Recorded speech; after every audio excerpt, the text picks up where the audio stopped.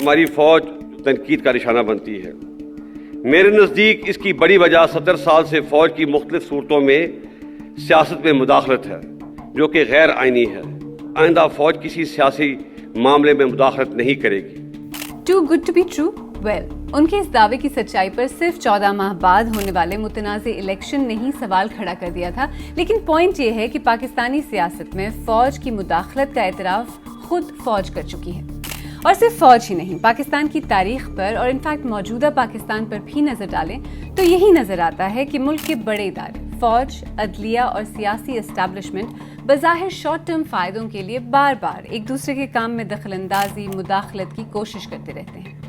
آج پروگرام میں یہ سمجھنے کی کوشش کریں گے کہ اپنا کام کرنے کی جگہ یہ ادارے بظاہر ایک دوسرے پر سبقت حاصل کرنے اور ایک دوسرے کے کام میں مداخلت کرنے کی کوشش آخر کیوں کرتے رہتے ہیں، اور اداروں کی اس جنگ کی اصل قیمت کون چکاتا ہے۔ بات سب سے تازہ مثال سے شروع کرتے ہیں، آئینی ترامیم کا معاملہ جو آج کل کافی گرم ہے۔ پارلیمنٹ اور عدلیہ کے درمیان رساکشی۔ آف کورس کہنے والے تو یہ بھی کہتے ہیں کہ اس مثال میں پس پردہ تیسرا ادارہ یعنی فوج بھی انوالوڈ ہے، لیکن فی الحال پارلیمنٹ اور عدلیہ پر فوکس کرتے ہیں۔ جو بات پی ٹی آئی کی ریزرو سیٹس پر تنازع سے شروع ہوئی تھی وہ بظاہر پارلیمنٹ اور عدلیہ کے درمیان سٹینڈ آف تک پہنچ گئی۔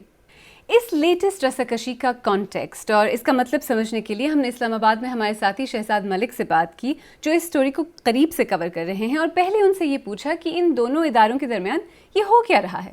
پارلیمنٹ اور سپریم کورٹ کے کچھ ججز کے درمیان بظاہر یہ کھینچا تانی ایک آئینی معاملے پر چل رہی ہے کہ مخصوص نشستوں کی ڈسٹریبیوشن کا اختیار کس کے پاس ہے، یعنی کس کی اتھارٹی کو مانا جائے۔ سپریم کورٹ کا یہ کہنا ہے کہ آئین کی تشریح کا اختیار ان کے پاس ہے، لہٰذا ان کی بات کو مانا جائے، جبکہ پارلیمنٹ کا یہ موقف ہے کہ قانون سازی کرنا پارلیمنٹ کا اختیار ہے، لہٰذا ان کی اتھارٹی کو مانا جائے۔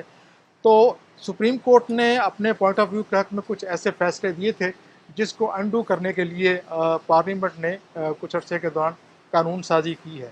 تو کیا اس فیصلے کے بعد اب کوئی حل اس کا ابھرتا ہوا نظر آ رہا ہے، یہ جو سٹینڈ آف پارلیمنٹ اور عدلیہ کے درمیان ہمیں نظر آ رہا تھا؟ اگر آپ ذرا اس کی ڈیپتھ میں جائیں تو آپ کو دو کردار اور نظر آئیں گے، ایک ملٹری اسٹیبلشمنٹ اور دوسرا عمران خان۔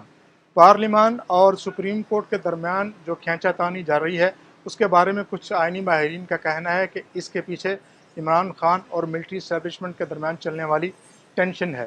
اور جہاں تک 63A قانون کا معاملہ ہے تو یہ دراصل پارلیمان کو کنٹرول کرنے کے لیے بنایا گیا تھا۔ اب اس کے ختم کرنے کی جو ٹائمنگ ہے اس پہ تنازع پیدا ہوا ہے۔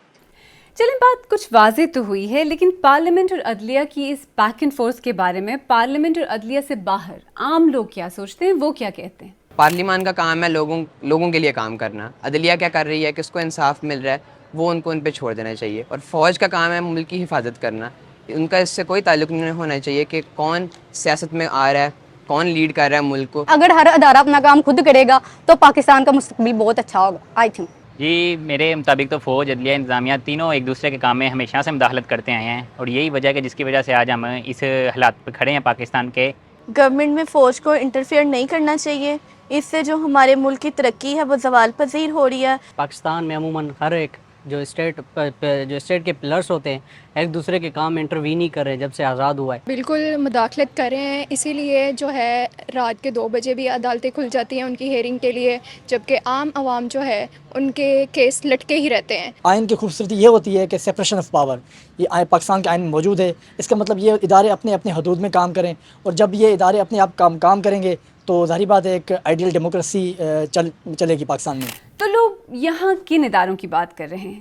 GHQ، کورٹس، پارلیمنٹ، یعنی عدلیہ، سیاسی اسٹیبلشمنٹ اور آرمی۔ لوگوں کی مایوسی اور نا امیدی کسی حد تک سمجھ میں بھی آتی ہے۔ آفٹر آل یہ سب نہ تو نیا ہے اور نہ ہی سرپرائزنگ۔ پاکستان کی تاریخ اس طرح کی مثالوں سے بھری ہوئی ہے۔ انفیکٹ ایسا لگتا ہے کہ پاکستان کے قیام کے ساتھ ہی اداروں کے درمیان شارٹ ٹرم گینز اور اپنے اثر و رسوخ کو بڑھانے کے لیے ایک طرح کی رساکشی شروع ہو گئی۔ ویسے اگر دیکھا جائے تو اداروں کی ایک دوسرے پر نظر نیسیسریلی بری بات نہیں ہوتی۔ انفیکٹ کسی بھی فنکشننگ جمہوریت میں ادارے ایک دوسرے کو بیلنس کرنے کا کام کرتے ہیں۔ تو پھر مسئلہ کیا ہے؟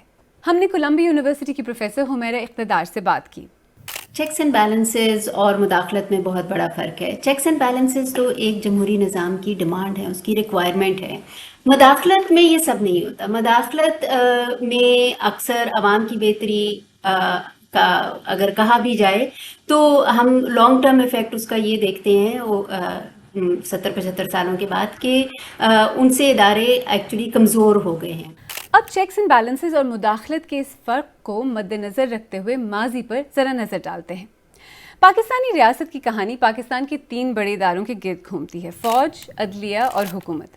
پاکستانی فوج نے اب تک 3 مرتبہ حکومت پر ڈائریکٹ قبضہ کیا ہے. مسٹر بھٹو کی حکومت ختم ہو چکی ہے. سارے ملک میں مارشل لا نافذ کر دیا گیا ہے. قومی اور صوبائی اسمبلیاں توڑ دی گئی ہیں. صوبائی گورنر اور وزیر ہٹا دیے گئے ہیں. البتہ آئین کو منسوخ نہیں کیا گیا ہے. اس کے بعض حصوں پر عمل درآمد روک لیا گیا ہے. دوسری طرف حکومت نے کئی بار عدلیہ کی کارروائی میں مداخلت کرنے کی کوشش کی ہے، بلکہ عدلیہ پر حملے بھی ہوئے ہیں، اور اسی طرح عدلیہ نے بھی اپنے اختیارات سے تجاوز کرتے ہوئے حکومت کے کام میں کئی بار مداخلت کی ہے اور ایسے فیصلے بھی دیے ہیں جن کے ذریعے فوجی آمروں نے جمہوری حکومتوں کو ختم کرنے کو، بغاوت کو لیجٹمائز کیا ہے. جیسے کہ 1958 کا 200 ورسز فیڈریشن کیس، جس میں جسٹس منیر کے دیے جانے والے فیصلے کو آج تک کوٹ کیا جاتا ہے.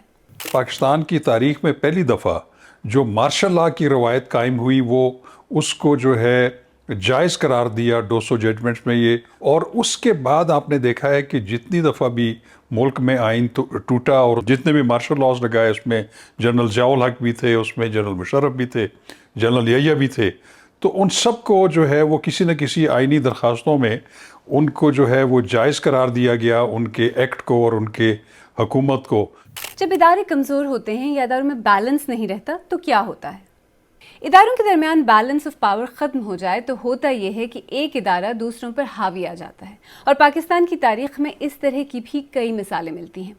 فوج کے حاوی آ جانے کی مثالیں تو واضح ہیں، لیکن حکومت اور عدلیہ کے درمیان کی رساکشی میں بھی ہمیں یہی نظر آتا ہے. آپ کو پاکستان سٹیل ملز کا حال تو پتہ ہی ہوگا.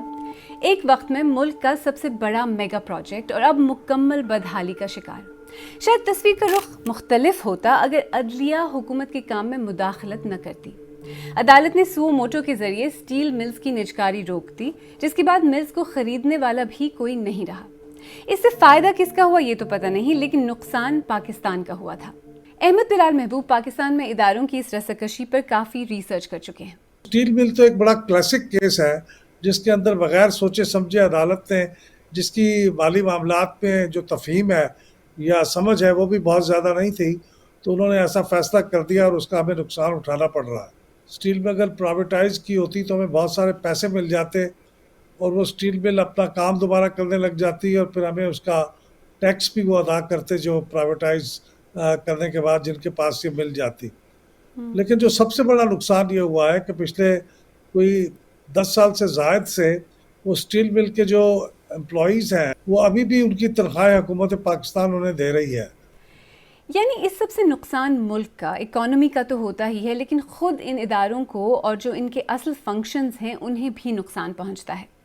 پارلیمنٹ اہم اور ضروری فیصلے نہیں لے پاتی، فوج کو اپنا رول سرحدوں پر ہی نہیں سرحدوں اور اداروں کے اندر نظر آنے لگتا ہے، اور عدلیہ سو موٹو میں تیز اور پینڈنگ کیسز نمٹانے میں بہت پیچھے رہ جاتی ہے. لا اینڈ جسٹس کمیشن کی رپورٹ کے مطابق اس سال جون تک عدالتوں میں پینڈنگ کیسز کی تعداد 2.26 ملین ہے. ڈسٹرکٹ لیول عدالتوں میں 1.86 ملین پینڈنگ کیسز ہیں، اور ہائی کورٹ، سپریم کورٹ، شریعت کورٹ میں 0.39 ملین کیسز پینڈنگ ہیں. اور ملک کی سب سے بڑی عدالت میں یعنی سپریم کورٹ میں 54,965 کیسز پینڈنگ ہیں. یہ سچ ہے کہ پاکستان میں عدالتوں پر بہت پریشر ہے. یہ پریشر مین پاور کا بھی ہے اور مبینہ طور پر فوج اور حکومت کا بھی. لیکن پاکستان کی 75 سالہ تاریخ کو دیکھتے ہوئے یہ کیوں لگتا ہے کہ اس تکون میں سب سے زیادہ کمزور سیاسی اسٹیبلشمنٹ یا حکومت ہے؟ باقی جو ادارے ہیں وہ تو یونیفائڈ ہیں، ان کے اندر دھڑے بندی نہیں ہوتی. لیکن جو پارلیمنٹ ہے اس کے اندر ایک سے زیادہ پولیٹیکل پارٹیاں ہوتی ہیں. جب پارلیمنٹ پہ کوئی اسالٹ ہو یا کوئی حملہ ہو تو وہ اکٹھے ہو کے مقابلہ نہیں کرتی. صرف ایک ایکسیپشن ہے کہ جب 2014 میں پی ٹی آئی نے دھرنا دیا تھا پارلیمنٹ کے باہر، اور پارلیمنٹ پہ एक किस्म का हमला भी किया था, तो उस वक्त की अपोजिशन पाकिस्तान पीपल्स पार्टी ने उस वक्त की गवर्नमेंट जो पाकिस्तान मुस्लिम लीग नवाज की थी उनका साथ दिया था। जैसे अभी आपको मालूम है कि 2022 में ऐसे हुआ कि पीटीआई की गवर्नमेंट थी और उस वक्त जो अपोजिशन थी वो इस्टेब्लिशमेंट से मिल गए, तो पीटीआई की हुकूमत जाती रही, तो पार्लियामेंट इस लिहाज से डिफीट हो गई। तो इस तरह के बहुत से नताइज हैं जिसमें अपोजिशन हुकूमत का साथ नहीं देती, खा वो पार्लियामेंट का एक जॉइंट किस्म का मसला ही क्यों ना हो, वो अपने वक्ती मफाद के लिए हुकूमत की मुखालफत करके दूसरों के साथ मिल जाते हैं। और जो इदारों की आपस की रस्साकशी और जंग होती है, इसका लोगों पर, जो अवाम है पाकिस्तान के, उन पर और उनकी ज़िंदगी पर किस तरह का असर पड़ता है? बांग्लादेश के साथ कर लें कंपेयर और इंडिया के साथ कंपेयर कर लें तो हमारी पर कैपिटा इनकम तो इंडिया से ज़्यादा थी एक ज़माने में, लेकिन ये हमारी ये जो इस किस्म के इदारों के दरमियान तसादुम की वजह से जो पॉलिटिकल इंस्टेबिलिटी होती है, सियासी अदम इस्तेहकाम, उसकी वजह से हमारी तरक्की का अमल रुक जाता है, हमारी तिजारत का अमल रुक जाता है, हमारे पास इन्वेस्टमेंट करने वाले नहीं आते क्योंकि वो देखते हैं कि यहाँ तो इदारे आपस में लड़ रहे हैं, कोई मुस्तहकम पॉलिसी नहीं बना पाते, तो इसलिए हम आगे तरक्की की मंजिलें तय नहीं कर सकते। हम जब अदलिया, पार्लियामेंट और फ़ौज की बात करते हैं तो दरअसल हम मुल्क की सियासी, समाजी, इकनॉमिक, दिफाई यानी हर सूरत हाल के बारे में बात कर रहे होते हैं, और इन तमाम पहलुओं का डायरेक्ट ताल्लुक आम शहरियों की रोज़मर्रा की ज़िंदगी से होता है। अगर आइन को बार बार मुअत्तल किया जाए, इदारे महफूज ना हों, इदारे अपने दायरों से निकल कर एक दूसरे के काम में इंटरफेयर करें, तो मुल्क का निज़ाम चलते चलते रुक जाता है और आम लोगों की ज़िंदगी मुश्किल से मुश्किल तर हो जाती है। प्रोग्राम के आगाज़ में हमने जो सवाल पूछा था कि इदारों के दरमियान इस रस्साकशी, इस जंग की असल कीमत कौन चुकाता है, उसका जवाब साफ है। एक तरफ ये इदारे खुद अपना, जमहूरियत का, मुल्क का नुकसान करते हैं और दूसरी तरफ इस सब की कीमत पाकिस्तान का आम शहरी चुकाता है।